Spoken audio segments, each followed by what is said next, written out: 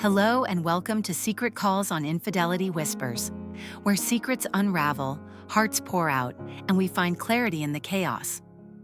Each story shared here is real, raw, and unfiltered. And if you're new to the show, make sure to follow our channel so you never miss a call that might just reflect something you're going through.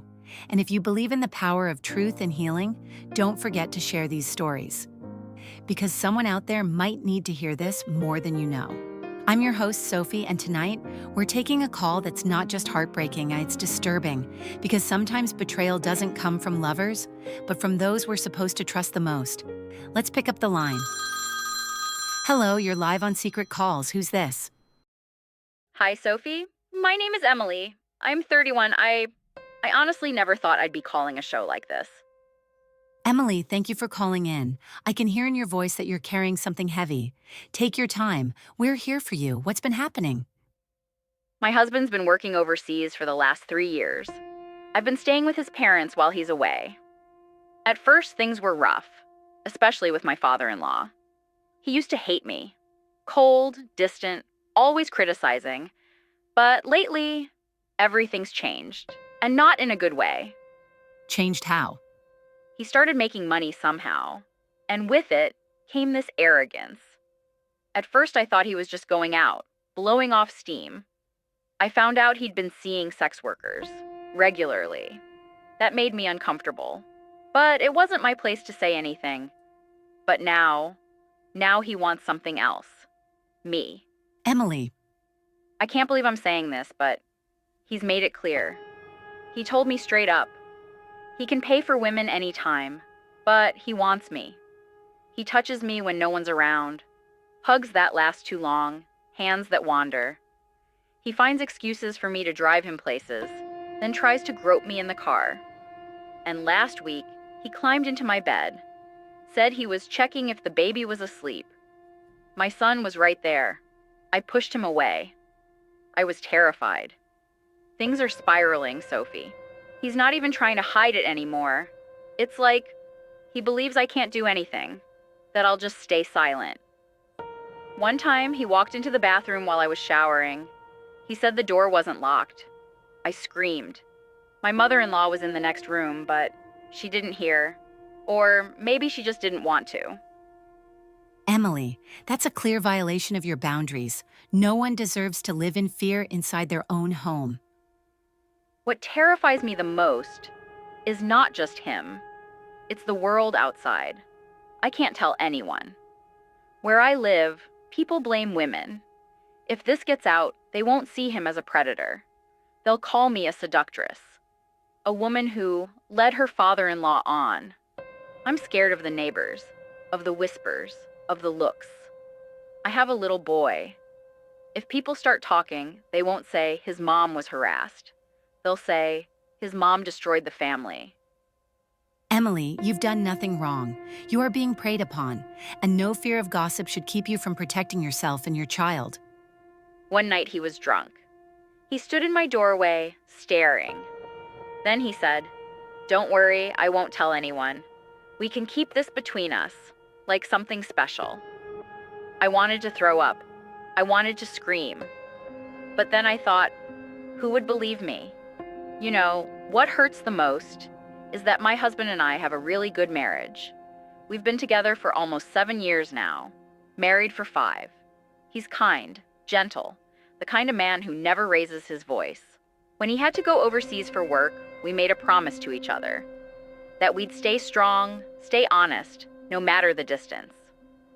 He calls me almost every night, video calls with our son. He asks about my day, sends money, makes plans for our future. He doesn't know anything about what's happening here. I didn't want to burden him while he's trying to provide for us. And he's coming home at the end of this year. I've been counting down the days, but now every night feels like a nightmare. I'm scared something will happen before he returns. Emily, that's love, real steady love, and I'm so sorry that in his absence, you've been left to face this alone. But let me ask you something. In this moment, with everything you're carrying, what is it that you want? What do you hope for right now? I just want to feel safe again. I want to go to sleep at night without checking if my door is locked 3 times. I want to hug my son without feeling like someone's watching me. I want my husband to come home and hold me, and for none of this to touch him or ruin us. But mostly, Sophie, I want someone to believe me, to tell me I'm not crazy, that I'm not exaggerating, that this is wrong, and that I have the right to get out before something worse happens. And I need help. I don't know what to do anymore. That's why I'm calling. Should I tell my mother-in-law? She's kind but so passive. Would she even believe me?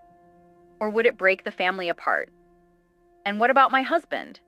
Should I tell him everything, even if it shatters him? I keep thinking, maybe I should stay silent until he comes home. But what if something happens before then? I don't want to carry this secret alone anymore. I just don't know who I can turn to. Emily, I want to thank you, not just for your courage in calling, but for speaking the truth so clearly, even when it hurts. You've been carrying this burden in silence, trying to protect your family, your son, and your husband, while enduring something no one should ever have to endure. You ask the hardest questions. Should I tell my mother-in-law? Should I tell my husband? Should I wait? Or speak now before it's too late? These are not easy decisions. But what you're going through isn't just wrong, it's dangerous, and you deserve support that's clear, compassionate, and grounded.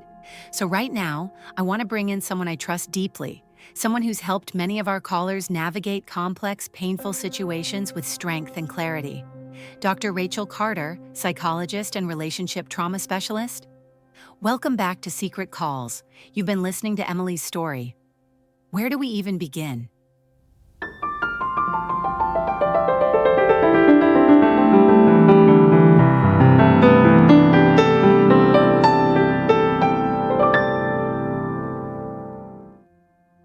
Emily, I've listened to everything, and I want to offer you advice that's not just emotional, but strategic. The sad truth is, in situations like yours, telling someone without evidence can sometimes backfire.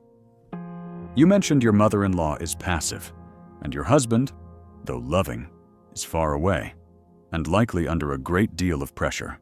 You are absolutely right to be afraid that if you tell him now, through just words, he may go into denial. Or worse, try to defend his father out of shock or family loyalty. Not because he doesn't love you, but because sometimes the truth is too painful to accept without proof. So, what should I do? Here's what I want you to do. Survive smart. You are strong. But now, you need to be strategic. For the next few months until your husband returns, keep your distance. Avoid being alone with your father-in-law. If you must, keep doors open and lights on. At night, lock your door. Use physical boundaries to reclaim your space. Start documenting. Write everything down. Time, place, what was said, what he did. If you can, and I say this only if it's safe, record him. Audio, video, something undeniable. This is not giving up. This is gathering your power. If he crosses the line again, and he very likely might, you will have proof. And with that, you can go to the Women's Protection Services or the family court, and they will have to listen. If your husband is truly the man you say he is, he will believe the evidence. He will protect you and your child. Until then, stay alert, stay safe, and please do not carry this guilt. The shame is his, not yours. Thank you. I think I needed to hear that. Not just comfort, but clarity. Emily, you've just heard Dr. Carter's advice. I know it's a lot to take in, but I want to ask you, do you feel like you understand the next steps now? That you have a plan? Yes, I do. I know it won't be easy, but now, I don't feel so alone. Thank you, Sophie. Thank you, Dr. Carter. You're incredibly brave, Emily, and I hope you hold on to that strength in the days ahead. From all of us here, we're wishing you safety, clarity, and peace, one step at a time. And to our listeners, sometimes the darkest secrets live not in strangers, but behind the walls we trust most. And yet, even in silence, truth finds a way to rise. Thank you for being here with us tonight on Secret Calls. Until next time, take care of your heart and never be afraid to speak. And if you've been moved by tonight's story, or if you have a secret of your own that you've been holding in your heart, don't stay silent. We're here to listen. Reach out to us at Secret Calls on Infidelity Whispers. Subscribe to the channel, share these stories, and help someone else feel a little less alone tonight. Because every voice matters. Every truth deserves to be heard. We'll see you next time.